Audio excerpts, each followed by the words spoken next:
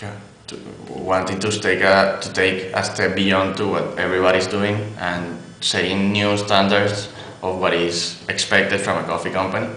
And plus the side of the observing the market and seeing what the market wants and seeing how it's developing. So all our brand on all our efforts are focused on basically giving people what they want, but at the same time making it as green as possible. Okay, I have I have a question A about coffee. Yeah. What makes Colombian coffee so good? But Or what differentiates Colombian coffee from other coffees in the world? what makes I wouldn't say Colombian coffee, but what makes Colombia a perfect place or such a good place to grow good coffee is because of the variations in the microclimates. So it depends a lot on where it's located within the equator, so far of the equator, or it all varies, the microclimates plus the altitude.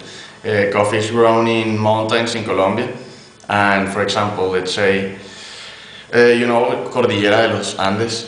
The Andes. Yeah, the Andes Mountains. Yeah, the Andes Mountains. So coffee grows there. So and there's other mountains in Colombia like Sierra Nevada. So the altitude there is 1,200 meters above sea level, whereas the Andes, it can get up to 2,000 meters above sea level. So the higher the altitude, the more concentration of sugar there is in the coffee, making it completely different from the coffee planted in the same country but in completely different climate. Also, it counts with volcanic soil, which provides the coffee with enough nutrients that it needs. And as well, the altitude not only changes what is inside the soil, but the climate that surrounds the farm. So you would feel something more humid and hot in the Sierra Nevada, where it's 1,200 meters.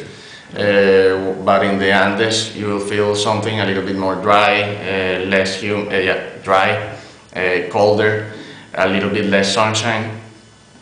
Yeah, so it makes the coffee different. And to add on that, of course, it's also about the farmers behind the coffee in Colombia, which treat their plants as if they were their own babies. So it's much about the love, the passion, and the practices they use to cultivate this coffee, which makes it so special. And that's why our purpose is to help them improve those practices for them to come into international markets and keep surprising everyone with the amazing coffee we produce in Colombia. Okay, so tell me about that KaffeBueno coffee. What do we have? What can we expect in terms of flavor profiles? What kind of coffee do you actually provide right now? At the moment, we have a selection of 3 different coffees, and actually now in 2018 we are expanding basically our selection of coffees. We're gonna have 3 incoming new ones. But at the moment, we are currently working with 3 different profiles. One, which we like to call the bright profile. It's a profile which is quite clean in the cup. It highlights a lot the red fruits. It has caramel and chocolate notes, and it's also quite mellow. It's very easy to swallow. It's not that strong. On another side, and the name of this coffee is Café de Wellington. It's a farmer in Tolima, and he grows amazing organic coffee. So then we have Café de Giver, which is a coffee, we like to call it the balanced profile. It's a very balanced cup. It's also quite sweet. Has notes of honey, some notes of almonds, and citric fruits. So mandarin, orange.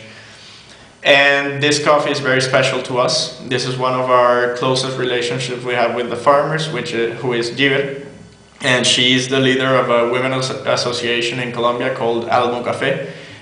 She basically helps 950 women farmers who were affected by the conflict in terms of land, or their husbands were murdered, stuff like that, when we had conflicts like 20 years ago in Colombia. And she goes around the farms with this association, trying to help other farmers, improve their practices, teach them on how they can negotiate better prices with international buyers, and this sort of stuff. And this coffee is very special. Also, it's also quite mellow. It's very light.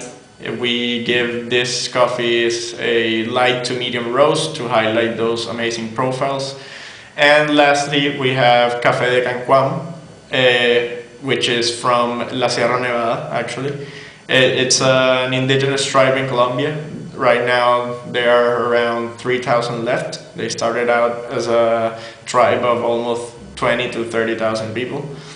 And they maintain their very high standards of how they process organic coffee. So they are quite famous for their organic quality, basically, and standards they have. And this coffee is actually our strongest profile. We like to call it the bold profile. It has notes of intense dark chocolate, tart fruit, and bittersweet aftertaste. Wonderful. Okay, now I'm going to come back to you, and I want you to tell me about. I just got lost in the chocolate and the tart fruit. Okay, so why organic coffee? Why should people be considering? Should people ever buy anything other than organic? Try if you want to be healthy, yeah. So the organic plant, or not only organic coffee, but organic products in general, not only help you be healthier, but help the environment. Like, you are not adding chemicals into the environment that produce harmful gases to the atmosphere.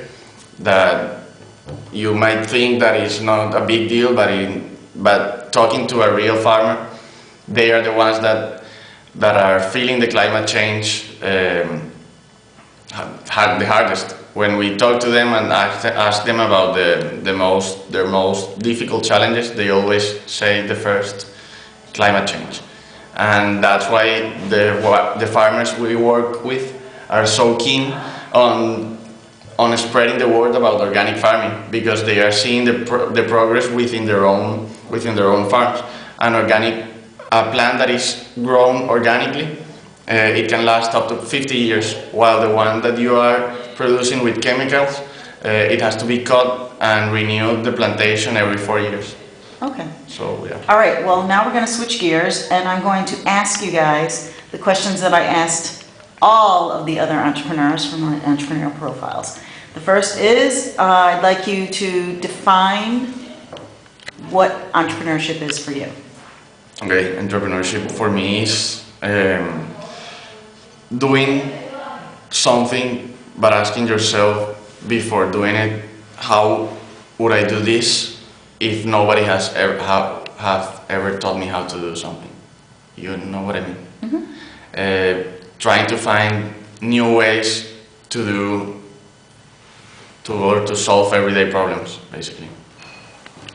For me, entrepreneurship, as you said, for example, for me, it's also an engine for creativity. So I think of entrepreneurship as an evolving concept. For me now, entrepreneurship is more about actually trying to disrupt industries, looking for change through innovation, trying to look for improvements in current solutions that involve protecting the environment, protecting the society, which is the greatest concern of all human beings at the moment. And for me, it's also doing what you like, striving for success on your own terms. The fact that you can take your own path to reach your success and not feel limited about being part of something bigger than yourself, basically. And yeah, as a conclusion, I would say that entrepreneurship is finding your passion and looking for ways to disrupt that industry by creating innovative ideas. Okay. So, what's the best thing about being an entrepreneur? The best thing about being, I prepared some answers, so it might be a little bit cheesy. That you go to bed every night looking forward to how your next day will contribute to your big vision.